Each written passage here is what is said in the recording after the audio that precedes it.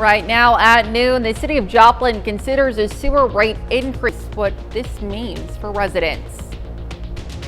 Well, we have cooler temperatures as we head into Halloween, plus rain chances in the forecast. And the Kansas National Guard members and a lawmaker come together to celebrate servicemen and women. The 4 states' most watched news starts now. This is KOAM News at noon. I'm Elise Noe. Now all 4 states in the area are open for early voting. Now, according to the Oklahoma State Election Board, more than 167,000 people participated in early voting for the 2020 presidential election. Ottawa County election officials say they expect to see high turnout again this year. Long lines are already formed at some early voting locations, so officials encourage voters to be prepared with a valid ID before they come to cast their ballots.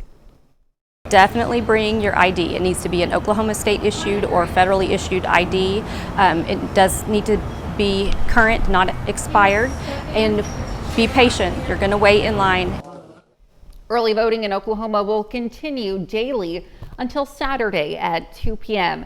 You do not have to pre-register to participate. To anyone worried about their safety when going to the polls this election season, local election leaders say you can relax. We visited Jasper County and Crawford County, and they've added extra security. They say voters have been respectful. Biggest problem that we've had is people placing campaign signs where they're not supposed to, or electioneering at the polls, and that in itself can get very heated. There has been other counties where there's actually been fights breaking out at the polls because of that. We haven't had that issue in Jasper County before. Davis says all poll workers are trained on how to deal with uncomfortable situations. Now let's check in with meteorologist Lindsay Gaffney for first weather. Following storms last night, we've got winds out of the northwest. Temperatures are slowly warming up. We're in the upper 50s now and low 60s, though we're really only getting to low 60s to mid 60s today for our high. About 64 degrees. Not really warm, but that's right about average where we should be this time of year. Now, rain accumulation from last night, Chanute and North received about an inch and a half to 2 inches of rain. Just outside of Pittsburgh received 3 inches. Joplin about 2 inches of rain as well. Now, Miami got about 4.5 inches of rain, and that was due to a pretty strong thunderstorm as it passed. You can see the path it took all the way up to north of Seneca, Missouri, just south of Joplin. It also dropped a tornado as well. Now, rain and clouds are starting to clear out of here, and we are shaping up to have a fantastic Halloween afternoon. Mostly clear skies and pretty cool temperatures, even including the night. All right, Lindsay, thanks. And don't forget, you can be the first to know about the day's weather with the KOAM Sky Watch weather app. Get severe weather updates sent straight to your phone free of charge. It's available in the Apple App Store and the Google Play Store. The KOAM Sky Watch weather app. Well, the city of Joplin wants to make a change in its sewer rates. Now, the city held a public meeting yesterday evening to present information from the recent rate study of the city's wastewater treatment plant. The meeting gave the public a chance to learn about the study and proposed 4% annual sewer rate increases. City staffers were on hand to address public comments and questions. We project them out over a 10-year period, even though it's a 5-year rate study. But we try to look ahead for the next 10 years. And then in addition to that, we do know that we will have an upcoming plant expansion for the Shoal Creek wastewater treatment plant. Now, if the rate hikes are approved, they would begin next year. Well, U.S. Representative Jake LaTurner and members of the Kansas National Guard hosted a salute to service event in Galena to recognize those who fight for our country. KOAM's Melissa Alexis has more. At the Salute to Service event, Galena students recognized the sacrifice the Kansas Army and Air National Guard makes to serve their country. Our military men and women are the ultimate heroes in our lives, in our country. They're what we should strive to be every single day. It's the most selfless act anybody could do. U.S. Representative Jake LaTurner returned to his hometown of Galena to host Wednesday's event. I'm honored to be here. And he hopes it encourages students to explore career options with the National Guard when they graduate. I love this place, and the people here have been so instrumental in helping me at every step of the way. During the event, a Black Hawk helicopter landed on the Galena High School football field, and students got a first-hand look. I've never sat in a helicopter, and I would love to see the inside, especially of one like this. I bet you not even 10% of the country's been able to do that. So they're going to be able to go home tonight and for years ahead and say we were able to go walk through a Black Hawk helicopter. Students talked with the aircrew and pilot to learn more about the National Guard. Reporting in Galena, Melissa Alexis, KOAM News. This is the first salute to service event at Galena High School in over 25 years. Well, coming up, how hunters could help local food pantries meet a growing need.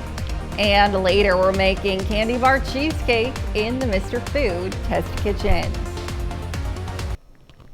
Well, people in Pittsburgh were getting into the Halloween spirit this morning at Mercy Hospital.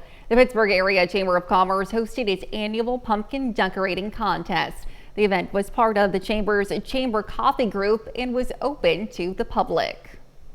The creativity and the thought process that goes with it is crazy. We only have a few rules. You can't have electronics and you have to use a pumpkin within your display, but the rest of it is anything that their minds will allow them to do. There were 3 entries in today's contest. And here's a look at some Halloween artwork by young artists in Pittsburgh. This year, more than 50 child artists were able to show off their spooky creations by participating in Pittsburgh's Halloween window painting contest.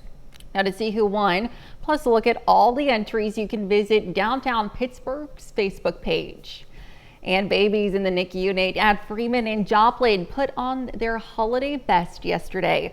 The tiniest residents at the hospital put on a variety of costumes, such as a Gatorade bottle, crayon, and even a teeny tiny version of Freeman Health System's president and CEO, Paula Baker. The event always serves as a way to bring a smile to the faces of the families on the NICU floor. We don't want the babies to miss their first Halloween just because they're here in the hospital. The families really love it. The nurses love it. We all love it. It's exciting for the families and for us. There are currently 17 babies in the NICU unit at Freeman. Well, food banks in our area are preparing for their busiest time of year and the financial struggles and food shortages that go along with the holiday season. However, there is one program in Missouri that could help with that. KOAM's Anthony Saviello tells us how hunters could make a big difference this year. A food pantry with empty shelves. Not the most ideal look, especially with the holidays coming. So we try to put together at least a week's worth of as well-balanced food as we possibly can. We have to work with what we get and what we have, but we try to do the best we can. Kathy Ginger, along with her husband Russ, run the Seneca Food Pantry. A majority of their food comes from Ozarks Food Harvest, but with so many other pantries receiving the same services. People that come here, they're just like anyone else. They want to have the extras around the holiday. Sometimes things come up a little short, especially when it comes to meat. Getting meats has been hard. If someone has, packaged meat from either a, like a processor or from the store that hasn't been opened, we can receive perishable items. I think right now it's the price of beef. Beef is skyrocketed. However, the holiday season isn't the only thing going on this time of year. Many hunters in Missouri have either already begun or are getting ready for deer season. If they want to do a total donation of their animal, they can do that. There's no cost to the hunter. They just bring it in. Now, we do have to have a telecheck and confirmation number from their tag. And then there's no cost to them if they just want to drop it off. Goodman Meat Processing is one of the local processors that partakes in what is known as Share the Harvest. Another thing that Share the Harvest does is for people who are landowners. Say they don't need the meat because they raise their own beef or pork or whatever the case may be. This allows them an opportunity to manage the deer herd on their property without having to try and find a place to go with it. Whether it's the hunter who bagged a trophy or a landowner needing to clear out the population, Share the Harvest provides the chance to do some good. In our small community, I tell everybody that hunts, if you have extra deer that you're not going to use, donate it to the pantry. In Newton County, Anthony Saviello, KOAM News.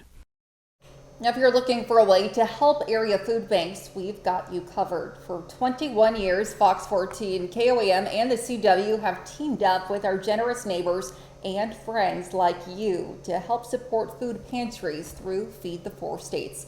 And we're doing it again this winter. There are several ways you can help. Head over to KOAMnewsnow.com/feed to check out all the ways you can help feed the four states. Well, still to come on KOAM News at noon, Mr. Food. And what the heck do we do with all that leftover Halloween candy? We've got an idea that we think you're gonna love. After rain, we have cooler temperatures ahead for the weekend. I'll have those details coming up. Well, we had some severe storms last night, even a confirmed tornado on the ground out near Seneca, Missouri. But everything's cleared out now. Taking a look outside downtown Pittsburgh, mostly cloudy skies still, though you can start to see the sun peeking through. So we're going to start to clear out here shortly.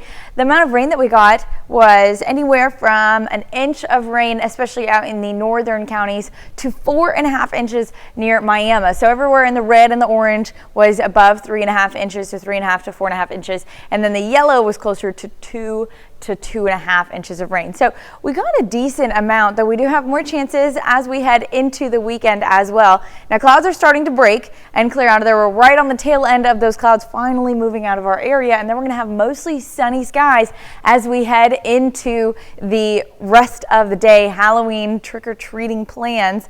It's going to be mostly sunny. Temperatures today getting up to mid to lower 60s, so about 64, 65.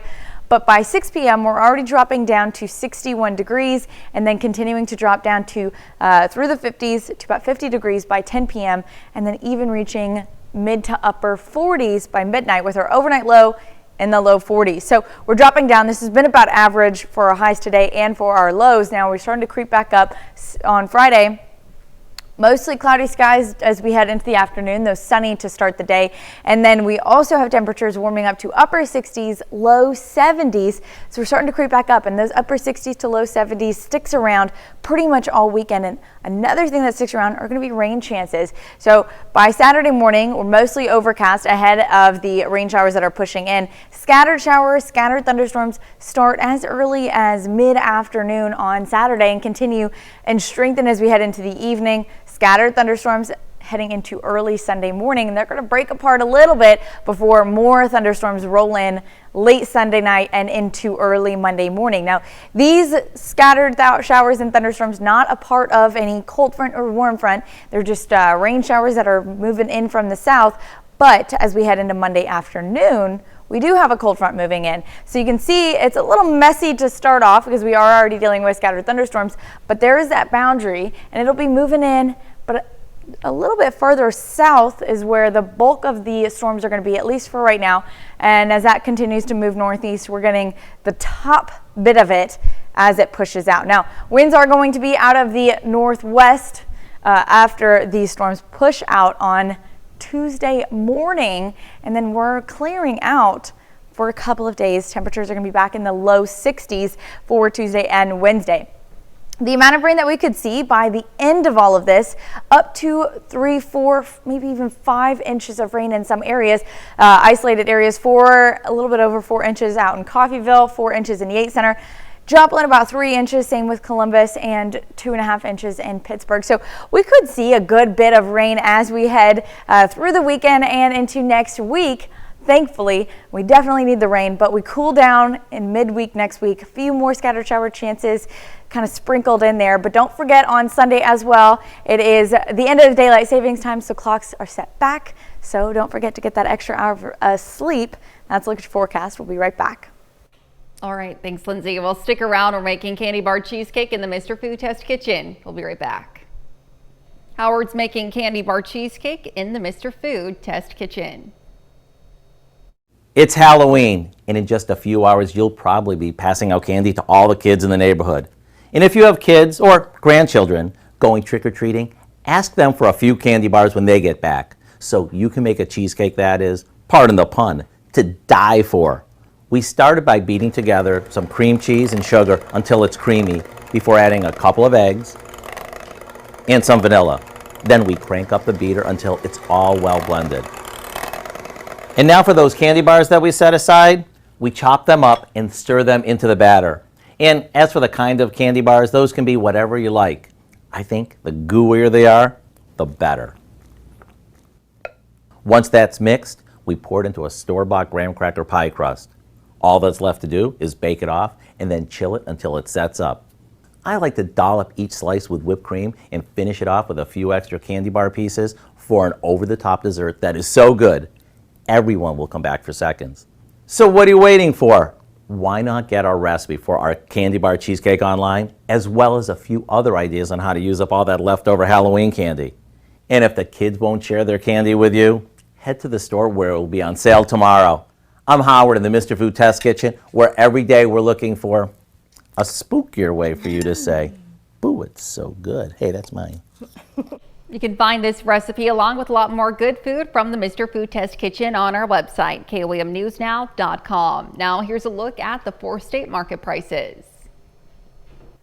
We have a fantastic Thursday. Halloween in store for us. Temperatures in the mid-60s, overnight lows in the low 40s, so this is right about average. Tomorrow we start to kind of creep back up, upper 60s to the low 70s. Rain chances begin Saturday afternoon, continue, and we have thunderstorms Sunday night into Monday as well, with a drop in temperatures. Well, it's certainly some great weather for trick-or-treating today. That's true, yeah. Absolutely. Well, what do you have for us later on, A Dale? whole lot's coming up at 5. For starters, teens have been spending more time in front of screens in recent years. That's no surprise. Those high amounts of screen time have been linked with poor sleep, fatigue, anxiety, and depression.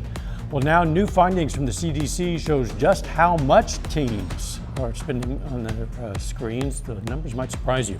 Plus, we're going to take a look at damage left behind from last night's severe storms.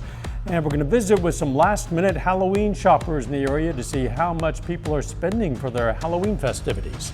Join us for those stories, a lot more. It's coming up on KOAM News at 5. Absolutely. Thanks, Dale. And that's the news for now. Thank you for joining us on KOAM News at noon. We'll leave you with video of Halloween decorations from across the 4 states. Have a great rest of your day.